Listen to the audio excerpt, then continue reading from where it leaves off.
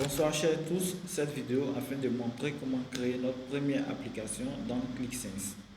Alors pour ce faire, nous avons le fichier Excel qui contient le classeur commande produit, employé, client. Voilà, client, employé, produit et commande. Ensuite, nous avons un fichier TXT qui contient le script qui permet de générer le calendrier. Passons au hub de ClickSense. Disons que le hub de ClickSense, c'est l'endroit où sont répertoriées les applications auxquelles nous avons accès. Créons ici une première application. On va la nommer application de vente, tout simplement. Ouvrir l'application, nous accédons à son aperçu. Voilà, ici nous pouvons jouer un peu sur le thème, le bleu et le rouge. Voilà, c'est bon.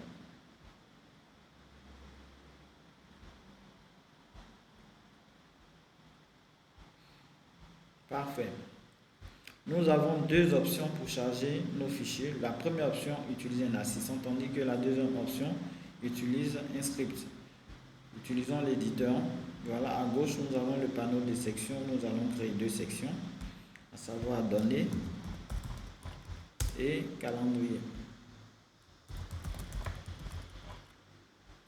À droite, nous allons rechercher, d'abord faisons un focus sur la section données.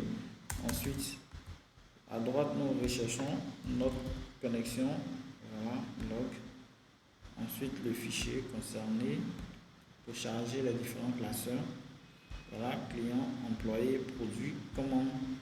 Après les avoir cochés, on insère le script. Alors, au niveau de la table commande, nous allons ajouter une autre colonne, montant. Le montant, nous allons le calculer. Il désigne la quantité multiplié par le prix unitaire.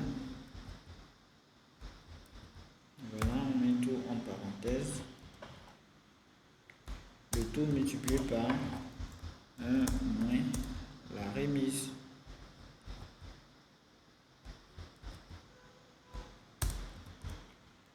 Ensuite, au niveau de la table produit, nous n'avons pas besoin de ces deux derniers champs que nous allons mettre en commentaire. Ensuite, on supprime la virgule. On peut aussi concaténer le nom de l'employé. Voilà. On va nommer employé nom, tout simplement. Ensuite, on met en commentaire code postal qui ne servira à rien sur notre tableau. Ensuite, dans la section calendrier, on va générer le lien. Voilà. Par ici, voilà. Tous les fichiers afin de voir notre fichier TXT. Insérer le script. Nous avons le script inséré. Voilà, qui pointe directement sur le fichier TXT. Nous allons charger ensuite les données. Jetons un coup d'œil au niveau du modèle de données.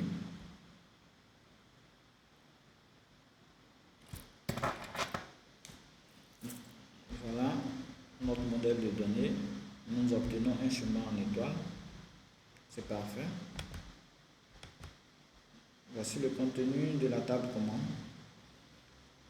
Passons à la création de notre feuille. Voilà. Il s'ouvre par défaut en mode analyse. Passons en mode édition. Renommons la feuille tableau de bord. Ensuite, choisissons des cellules moyennes. C'est encore mieux. Créons ensuite nos mesures. CA, le chiffre d'affaires de la somme de montant, la somme montant. Voilà. Ensuite, nombre de clients.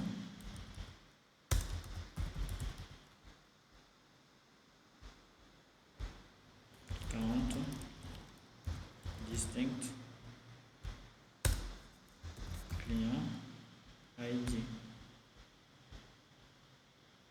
Nous allons nous servir de ceux déjà créés pour dupliquer. On modifie pour calculer le nombre d'employés.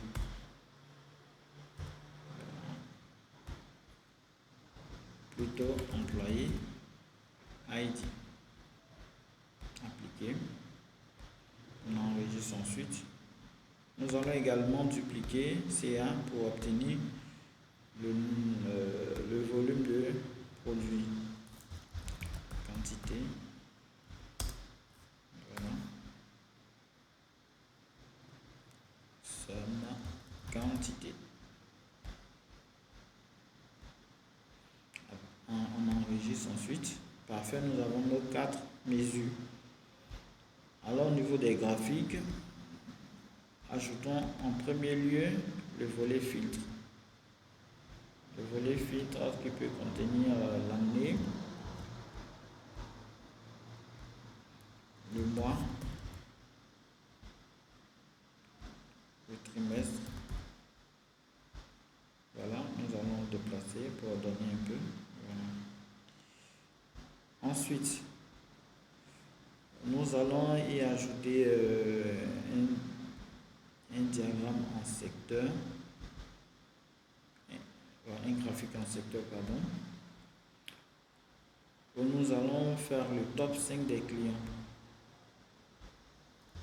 Top 5 des clients.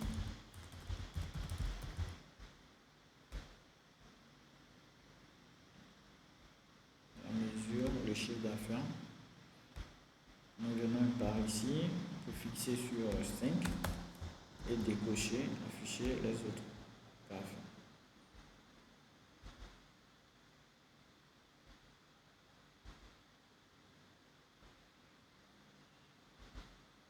Ensuite, un graphique en bas.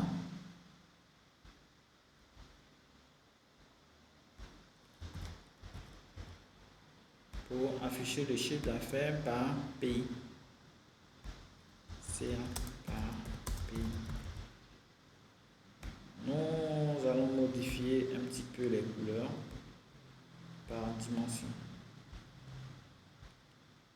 Voilà. Ensuite, nous allons y ajouter un graphique en courbe pour voir l'évolution du chiffre d'affaires par année.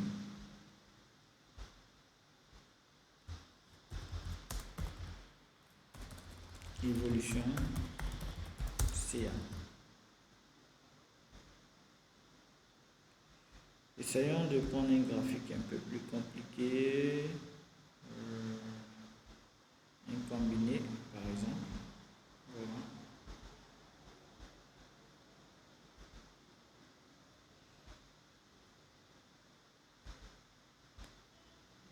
Je pense qu'il serait mieux d'ajouter des valeurs sur le point. Dans aspect, afficher le point de données, étiquette de valeurs, je le mets en auto. C'est encore mieux. Voilà, un graphique de combiné ici.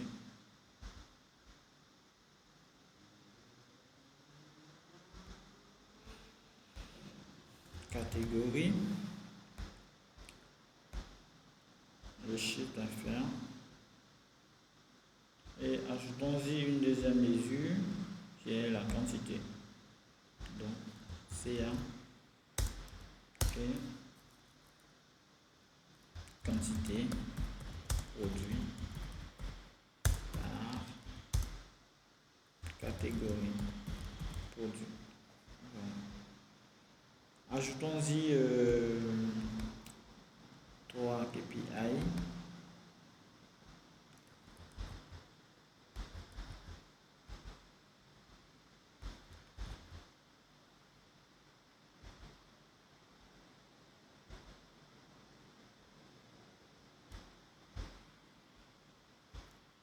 Ici, on ajoute le chiffre d'affaires, le suivant, le nombre de clients, et le dernier, le nombre d'employés. Voilà.